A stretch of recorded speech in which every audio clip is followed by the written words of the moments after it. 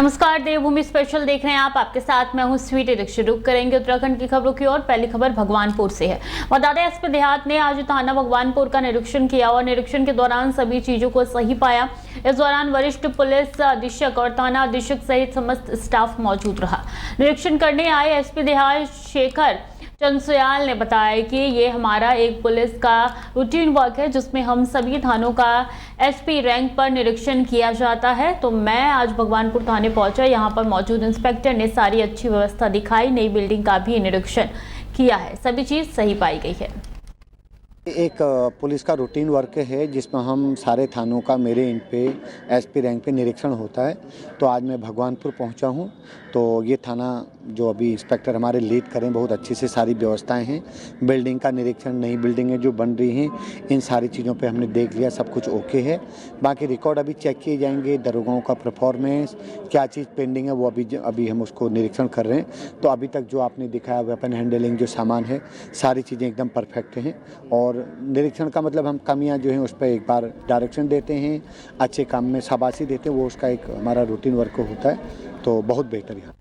Roorkee talkies के पास एक बड़ा सड़क हादसा होते होते बचा है। मंगलौर से रुड़की आ रही प्राइवेट बस के चालक को अचानक मिर्गी का दौरा पड़ गया, जिससे बस का नियंत्रण खो गया। नियंत्रित बस तेज रफ्तार में सड़क किनारे मौजूद एक क्लिनिक के लोहे के पोल में टकरा गई और रुक गई। बस में सवार यात्रियों ने अफरा तफरी मच गई। 2 यात्री घायल हो गए जिन्हें तुरंत अस्पताल पहुंचाया गया। स्थानीय लोगों और यात्रियों ने सूझबूझ दिखाते हुए स्थिति संभाली और पुलिस मौके पर पहुंचकर जांच पड़ताल में जुट गई। ईद की नमाज के बाद मंगलौर में एक कपड़ा लहराने की घटना सामने आई है, जिसका वीडियो सोशल मीडिया पर तेजी से वायरल हो रहा है। इस मामले को गंभीरता से लेते हुए प्रशासन ने जांच के आदेश दे दिए हैं। बता दें कि अभी ये स्पष्ट नहीं है कि लहराया गया कपड़ा किसी देश का झंडा है या फिर सामान्य कपड़ा था। मामले की गहन जांच के लिए अधिकारियों को निर्देशित किया गया है। किसी भी निष्कर्ष पर पहुंचने से पहले सभी तथ्यों की पुष्टि की जाएगी। दरअसल क्या हुआ, ईद के रोज़ शाम के समय मुझे सूचना मिली कि मंगलौर में हाईवे पर फिलिस्तीन के झंडे लहराए जा रहे हैं। अब चूंकि यही घटना सेम डे सहारनपुर में हुई थी, हमने सोचा कि सहारनपुर की घटना हो सकती है। हमने इसका पर संज्ञान लिया, जानकारी हासिल की, तो हमें पता चला कि ये हमारे मंगलौर की घटना है। जब हमने मौके पर जा कर के देखा तो वो सब लोकेशन जो उसमें दिखाई दे रही थी वो सब हमें पता चला। उसके बाद फिर हमने संबंधित अधिकारियों से, अपने वरिष्ठ पदाधिकारियों से, विश्व हिंदू परिषद के जितने भी अधिकारी हैं सभी के संज्ञान में इसको डाला, उनको बताया। तो उन्होंने त्वरित कार्रवाई के लिए फिर हम चौकी प्रभारी से मिले। चौकी प्रभारी को हमने इस बारे में तहरीर दी कि इस तरह की घटना हमारे भारत देश में, भारतवर्ष में दूसरे देशों में झंडे लहराए जा रहे हैं, और वो भी मंगलौर जैसे संवेदनशील नगर में। ये कल किसी माध्यम से हमारे संज्ञान में ये बात है कि कहीं नमाज अता करने के बाद कुछ लोगों द्वारा एक कपड़ा लहराया जा रहा है।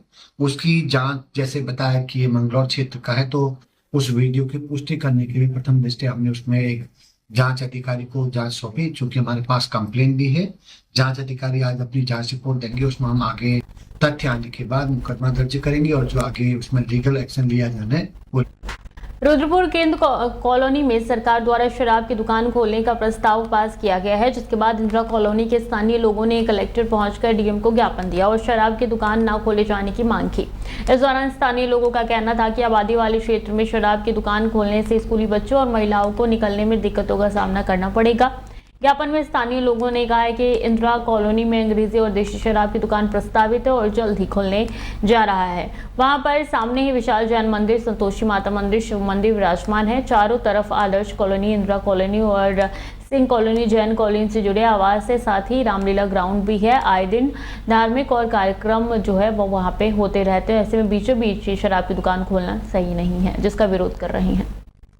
बीचों बीच में एक जहाँ धार्मिक संस्थाएं भी हैं, मंदिर है, बगल में रामलीला ग्राउंड है, पीछे जैन मंदिर है, बगल में रेनो पब्लिक स्कूल है, सामने गुरुद्वारा है। वहाँ पर एक शराब की दुकान खोलने की जानकारी हमारी आई थी, जिसको लेकर हम सभी कॉलोनी वासी, चाहे मेरे वार्ड के हों, चाहे इंदिरा कॉलोनी के हों, चाहे आदर्श कॉलोनी के हों, आज हमारे इंदिरा कॉलोनी के पार्षद इंद्रजीत जी, आदर्श कॉलोनी के पार्षद गौरव खुराना जी, मैं पार्षद, हम सब मिलकर आज यहाँ पहुंचे हैं।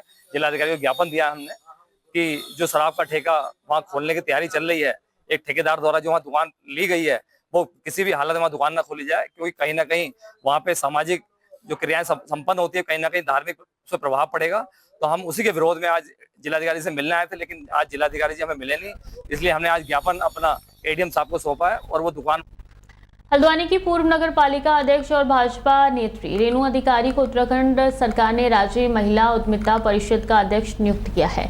उनकी इस नियुक्ति के बाद पार्टी कार्यकर्ता और समर्थकों में जबरदस्त उत्साह का माहौल है। बुधवार को उनके निजी आवास पर एकत्रित हुए भाजपा कार्यकर्ताओं ने उनका भव्य स्वागत किया। रेणु अधिकारी ने मुख्यमंत्री पुष्कर सिंह धामी, भाजपा प्रदेश अध्यक्ष समेत संगठन के सभी वरिष्ठ पदाधिकारियों का आभार व्यक्त किया। उन्होंने कहा कि प्रदेश की भाजपा सरकार हमेशा महिलाओं को सम्मान देती रहेगी। उनके विकास के लिए कई जन कल्याणकारी योजनाएं संचालित कर रही हैं। इस अवसर पर पत्रकारों से बातचीत में रेणु अधिकारी ने कहा है कि राज्य सरकार पहाड़ी और मैदानी क्षेत्रों की महिलाओं द्वारा किए जा रहे कार्यों को बढ़ावा देने के लिए विभिन्न योजनाएं चला रही है। बिल्कुल, भारतीय जनता पार्टी परिवार प्रदेश हाईकमान का मैं बहुत आभार व्यक्त करती हूँ। माननीय मुख्यमंत्री जी का बहुत आभार व्यक्त करती हूँ। उन्होंने स्वयं कल फ़ोन भी किया, मुझे बहुत अच्छा लगा कि महिलाओं को इतना सम्मान दे रहे हैं, और उन्होंने मुझे कल पद मिलने से भी पहले बधाई दी। मैं इसके लिए भी माननीय मुख्यमंत्री जी का बहुत आभार व्यक्त करती हूँ। हमारे आदरणीय प्रदेश अध्यक्ष महेंद्र भट्ट जी हैं, हमारे महामंत्री संगठन अजय जी भाई साहब, हमारे सांसद जी हैं, आदरणीय कोश्यारी जी, जितने भी मेरे शीर्ष नेता हैं, मैं सबका बहुत आभार व्यक्त करूँगी कि भारतीय जनता पार्टी ने हमेशा, आपने देखा होगा कि आदरणीय मोदी जी, प्रधानमंत्री जी के नेतृत्व में, आदरणीय मुख्यमंत्री जी के नेतृत्व में हमारा जो प्रदेश है, हमारा देश है, ऊंचाइयों को हमेशा छू रहा है और विकास का जो पहिया है तीव्र गति से चल रहा है। और महिलाओं को भारतीय जनता पार्टी में हमेशा सम्मान दिया गया है। मैंने ये देखा, इसकी सबसे बड़ी उदाहरण मैं ही हूँ। मुझे भी जो सम्मान मिला, चाहे मुख्यमंत्री द्वारा 4 जिलों के कई स्थानों के नाम बदलने की घोषणा के बाद रणनीति गर्मा गई है राजनीति, और ऐसे में नेता प्रतिपक्ष यशपाल आर्य ने भी सरकार के फैसले पर ध्यान भटकाने वाला बताया है। कहा है कि बुधवार को उन्होंने कहा है कि हरिद्वार दौरे पर रहे नेपाल नेता प्रतिपक्ष यशपाल आर्य ने मीडिया से बातचीत करते हुए आरोप लगाया है और बेरोजगारी, भ्रष्टाचार, अवैध खनन जैसी समस्याएं व्यापक है। उन्होंने कहा है कि लेकिन सरकार जनता का ध्यान भटकाने के लिए नाम बदलने का फैसला लगातार ले रही है। 3 साल का कार्यकाल पूरा होने पर सरकार के पास बताने के लिए कोई उपलब्धि नहीं है। जिस तरह से उत्तराखंड के हालात हैं, जिस दौर से उत्तराखंड गुजर रहा है, एक डर और भय का वातावरण है, भ्रष्टाचार चरम सीमा पर है, और इसकी पुष्टि लोकसभा में पिछले सत्र में भी और इस सत्र में भी प्रदेश के पूर्व मुख्यमंत्री ने सरकार के नदियों में जिस तरह से अवैध खनन।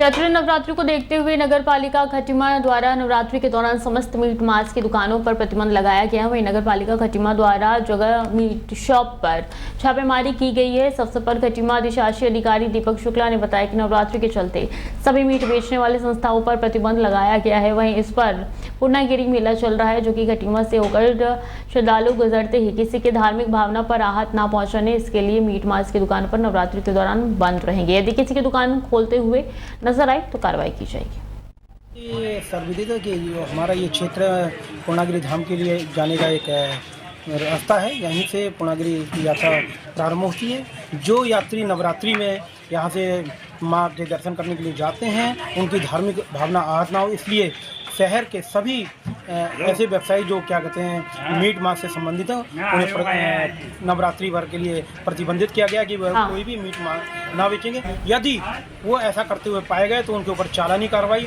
और विधिक। तो फिलहाल के लिए उत्तराखंड की खबरों में इतना ही। लगातार खबरें जारी हैं, देखते रहिए डेली 24 भारत।